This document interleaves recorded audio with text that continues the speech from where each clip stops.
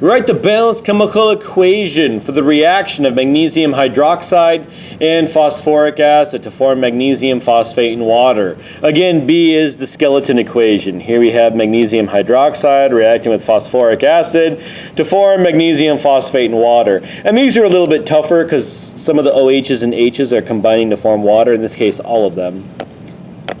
So we start the reaction. I have 1 magnesium on the left, I have 3 on the right. So I need to put a 3 on the left. Now I have 3 magnesiums on both sides. I have 2 phosphates on I have 2 phosphates on the right, so I put a 2 here. Now I have 2 phosphates on the left. So phosphates, PO4s are balanced, and magnesium is balanced. And now I have 6 hydrogens and 6 hydroxides, meaning they'll combine to form 6 waters. And now I have a totally balanced equation. When you have a balanced equation, you can read it 2 different ways. We can say 1 molecule of propane reacts with 5 molecules of oxygen to produce 3 molecules of carbon dioxide and 4 molecules of water. Or we can read it, 1 mole of propane reacts with 5 moles of oxygen to produce 3 moles of carbon dioxide and 4 moles of water. And again, that's going to be important next chapter as we go into stoichiometry, because in general in chemistry, we're not working with individual molecules. We have pretty big samples, so we're working in the mole area. And to predict next chapter, if 1 molecule or mole of hydrogen reacts with 1 molecule or mole of fluorine, and I produce 2 moles of hydrogen fluoride. So if I have 2 moles of hydrogen gas, how much HF would I produce? Well, it's a 2-to-1 ratio. So if 1 mole of hydrogen gas produces 2 moles of hydrogen fluoride, then 2 moles of hydrogen would produce 4 moles of hydrogen fluoride. And notice that 2-to-1 ratio maintains. And again, that is what we're going to be delving into in Chapter 9, because that is leading us up to stoichiometry and the quantitative mathematical relationships between reactants and reactants, between reactants and products, and between products and products. So let's do another one. Propane burns with oxygen to form carbon dioxide and water. How many moles of oxygen are needed to burn 2 molecules of propane? Well, if 1 molecule of propane needs 5 molecules of oxygen to react, the ratio holds. If I had 2 propanes, I would need 10 oxygens. If I had 3 propanes, I would need 15 oxygens. And so that 5-to-1 ratio persists. And that is what we're going to see in Chapter 9 in the stoichiometry. Next part of this chapter are the different types of chemical reactions that we're going to cover. We only covered the first 4 types: combination, decomposition, single displacement reactions, and double displacement reactions. We wait for Chapter 17, which we don't get to in this class, for the oxidation reduction reactions. So, combination reactions, 2 things combine to form a bigger thing. A plus B forms AB. Sodium plus chlorine forms sodium chloride. Calcium oxide plus water forms calcium hydroxide. Aluminum and bromine forms aluminum bromide. Magnesium plus oxygen gas forms magnesium oxide. 2 chemicals combine to form a bigger chemical. That is a combination reaction. Decomposition reaction is the opposite. A bigger chemical breaks up into 2 or more smaller parts. So AB decomposes into A plus B, or ABC decomposes into A plus B plus C. It can be multiple things it breaks down into. If we have lead 4 oxide and we heat it, it'll break down into lead 2 oxide, and oxygen gas will escape. If we heat calcium carbonate enough, we will break it down into calcium oxide and carbon dioxide.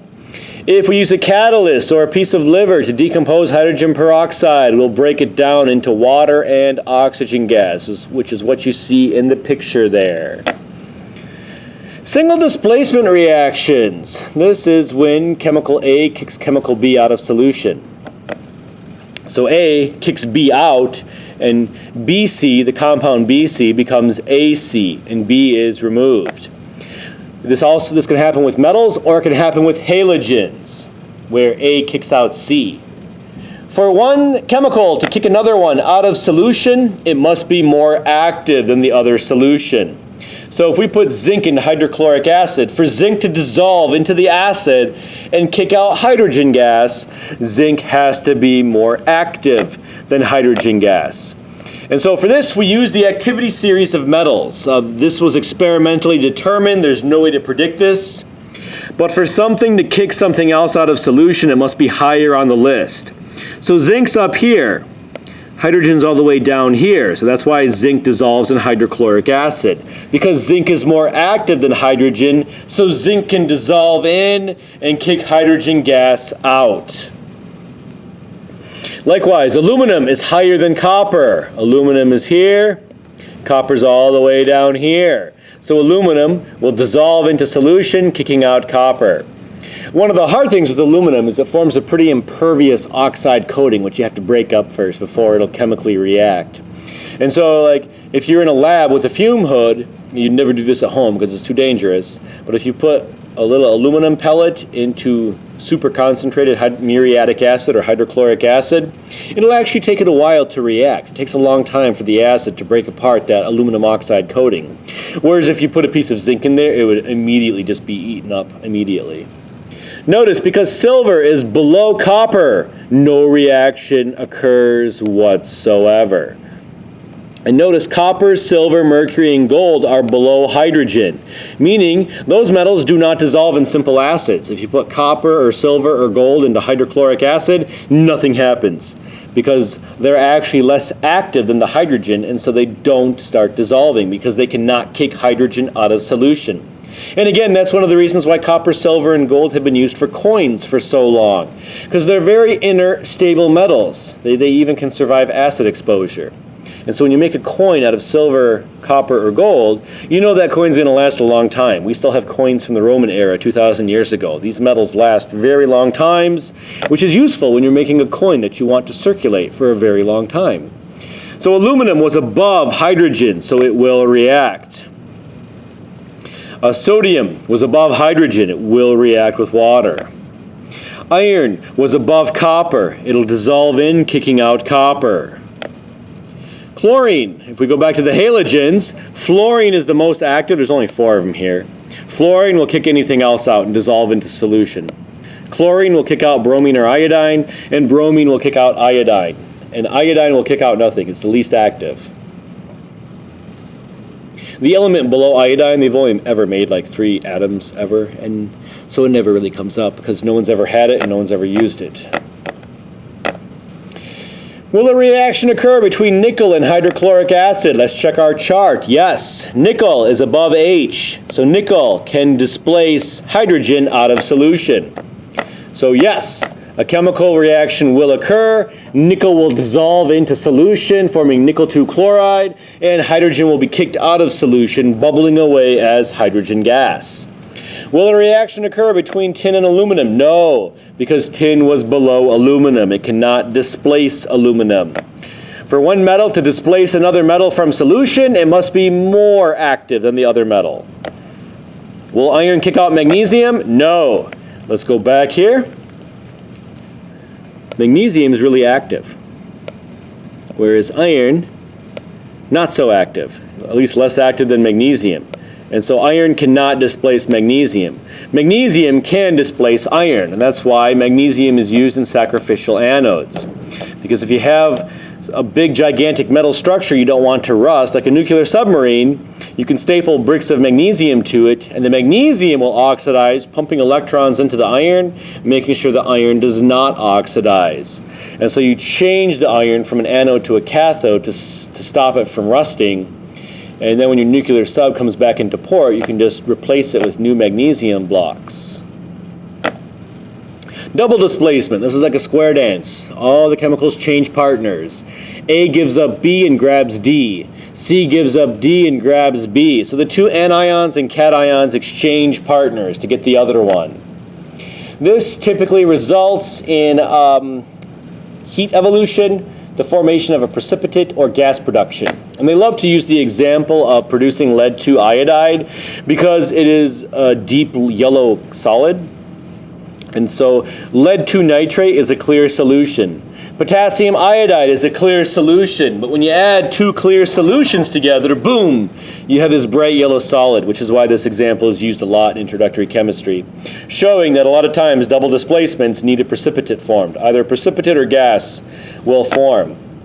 Here, this is a neutralization reaction. The H plus of HCl binds with the OH minus of the sodium hydroxide to give you liquid water. That counts as a precipitate. Anything that's not aqueous, anything that's gaseous, solid, or liquid, because in this case it's pure liquid, is considered a precipitate. So this is a double displacement reaction because the H2O, the water, is liquid. That can be confusing for students because compounds, when dissolved in water, are considered aqueous. But the water itself is liquid. The water is not aqueous. The water is what does the dissolving. So here you have copper 2 oxide reacts with nitric acid to form copper nitrate or copper 2 nitrate. Copper can be +1 or +2, so again you have to specify what the positive charge in the copper is. That's copper 2 nitrate plus the precipitate of water, making this a double displacement reaction. And notice the heat production in all of these, because typically these reactions produce heat. All right. Don't worry about predicting solubilities. If you need that information, it would be given to you on a test. There are lots and lots of charts. Typically the CRC maintains a gigantic set of reference materials that chemists can look stuff up, like if these two things combine, are they soluble or do they precipitate out? But don't worry too much about that. So barium chloride reacts with silver nitrate to form the precipitate, silver chloride. And again, silver can only be +1, so you don't have to specify the charge on silver. Sulfuric acid reacts with sodium chloride to form sodium hydrogen sulfate and hydrogen chloride gas. And that gas is a precipitate, it bubbles away. And so this counts as a double displacement reaction. When we react hydrochloric acid and sodium carbonate, we momentarily form carbonic acid, but carbonic acid is inherently unstable and it rapidly breaks down into water and carbon dioxide gas. So if you put vinegar on baking soda, you temporarily produce carbonic acid, and then that immediately breaks down to water and carbon dioxide gas, which is why it foams up.